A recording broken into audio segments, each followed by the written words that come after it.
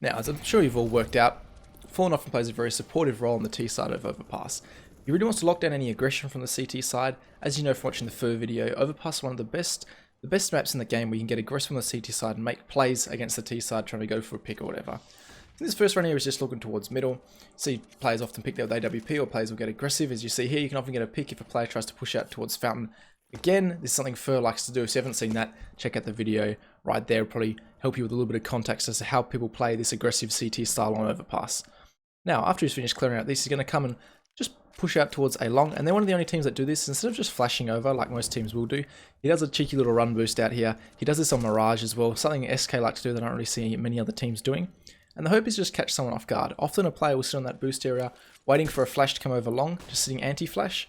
And maybe if you come out like that, you can catch a player off guard and go for a free pick. Obviously, you flying through the air with the run boost makes it a lot harder for you to get hit. Just a little idea there, maybe a little bit gimmicky, but I think it definitely works. And I've seen SK use this run boost more on Mirage, but they can definitely use it to their advantage, and they know what they're doing with it.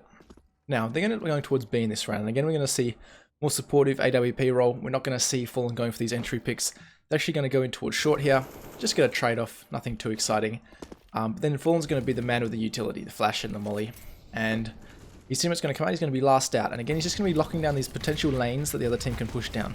So you see he's going to check towards heaven. Obviously the AWP long range is going to make sense. Once he checks no one's there, he knows his teammate's got the right hand side. And he's going to just hold this left hand side. And you see he ends up getting a very important pick. Ult's managed to push around and kill the bomb planner. That could have been very problematic. Now again, here he's just locking down this lane. He's going to trust his teammate. On short, if you're watching this angle, he does have a little peek for information. Nice shoulder peek there.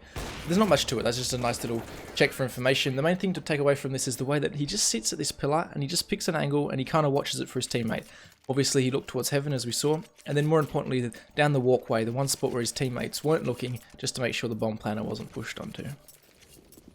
So the one thing contradictory to what I said is he does go very aggressive towards the B short sometimes. Even if there's a Molotov right down in front of him right now, as you know, a lot of teams like to when they're trying to go for some kind of short control or just in general. You see he's just going to get up here super aggressive really early, and I'm not going to even try and pronounce that because I don't watch enough Misfits, but he gets caught off guard straight away. He forces out 2 smokes, I think, or at least 1 smoke, a bit of utility, and you see they decide to just keep going in through this. And see, again here, he's onto the side, and he's just locking down heaven. He trusts his teammate to get the side here, and he's just, this is it. I've got heaven, guys. Don't worry about it. You're not going to get killed from heaven. Shazam does slip through as I'm saying that, but you see he's got the angle there, and even though he misses the shot, you see he repositions on a slightly different angle, one that Shazam might not be holding it, which is just map awareness and experience really. But you'll see, even though he was really aggressive and got to the site, really pushed up, he still picked that heaven angle, and despite that one flash coming over, he's able to eventually get the kill, or trade the kill onto his teammate in the end. So out towards A long, like we saw Fallen go before, a little bit of a boost. You see this going to flash towards middle here. And again, Fallen's just going to come out here and hold another potential aggressive angle just shortly. He's going to make sure no one gets up here and tries to peek. Again, another thing players like to do. Just going to dry walk out here towards long. Could be dangerous, but they're doing a nice little double peek with him and Fur here. So if one goes down, hopefully they can trade them. And you see they're just going to start walking up here. They actually end up catching Cage and B just wandering around. Don't really know why, running a bit of a pistol round, so they're probably going to be taking a few more risks than normal with a little bit of a low buy. So they're going to come up here. What Fallen's going to do is he's going to lock down this bank peek, or anyone peeking towards here, as Fur pushes up on the right hand side, leaving Fur able to clear anything out if he needs to. Fur ends up going a little bit wide as the Molotov flies over, thinking he wants to catch him off guard. Once that Molotov comes over from long, Fur wants to get out there and clean things up, and you see Fur's just absolutely going ham. Nothing super interesting about this. Fallen ends up having the bomb, but you'll see just that supportive element of holding this bank angle, this long angle, one of the angles that Fur can get pushed from, where Fur doesn't have to worry about it. He knows Fallen's got him covered, and he's able to concentrate more towards the site and get those few easy picks because he can concentrate fully on that area. It's another round here where Fallen's moving across the maps. You see he starts off there holding towards a short. Again, another angle where players could potentially get aggressive, as you saw before in one of those earlier clips. They had a trade towards there when they wanted to go towards B. And he's just going to be the utility man, throwing a little flash, just making it look like they have some kind of aggression. So he's going to be rotating back towards A long. A bit like last round, it's going to be fairly similar, but he's going to clear this all out. So him and Fur come out, and he's going to just take a slightly different angle. Always good just to jump up here every now and then. If he does make the jump eventually, he struggles, but he gets up there. And again, it's just good to vary up these angles. Simple, basic Counter-Strike stuff. So he's going to come into this position, and again, utility man. I probably said this so many times in this video, but whatever. And you see with that smoke down, he's not going to sit here. He knows, there's no point me sitting here looking bank. So he's going to sit here and enter this Molotov phase. He's going to hold the next angle that they're probably going to come from. As you see, his teammates are dropping like flies. Fur's able to plant the bomb, but he's still locking down the angle they're most likely to push through, and you see he gets this pick down and actually get the bomb down. So that's a good $800. He doesn't get another kill.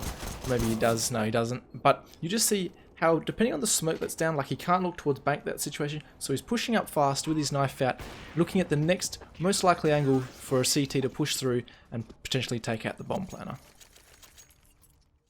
Fallen definitely prefers to go towards A long and heading towards A.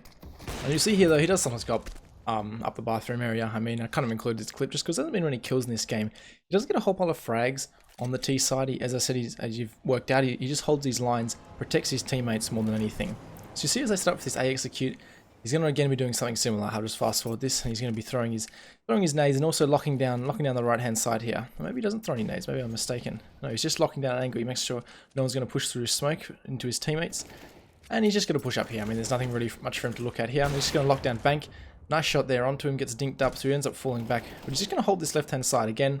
One angle Taka doesn't have to worry about. You'll see here, Taka's going to be looking towards the right hand side because he knows Fallen's like, I've got your left, don't worry about it. It's all good. Taka ends up going down, but Fallen's just going to hold this right hand side. This is more after plant, but it's still the same kind of idea. And you see he's going to actually end up locking it down.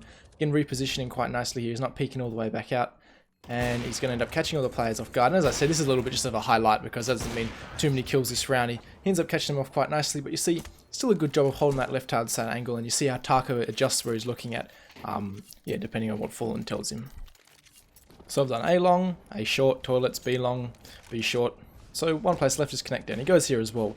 You see in this particular scenario, he's just locking down, just making sure no one's going to peek or try and get aggressive up the connector area. Sometimes he does just throw a molly down there. That's just a standard play by a lot of pro players. So as this round progresses, just holding. I mean, this is very simple stuff. He's just making sure his teammates who are working up here over at short, yeah, can't get pushed onto because he's going to make sure they're locked down. So see he's got his AWP out. Again, the Molotovs have all come out here, as I was talking about before. And Cold Zero's going to round the corner. He's just going to play support here. Actually getting at his pistol, but you see, they actually end up going towards B here. But yeah, pretty standard stuff. You can just lock down this long hallway, end up switching gun after this one, but nothing really interesting happens after that.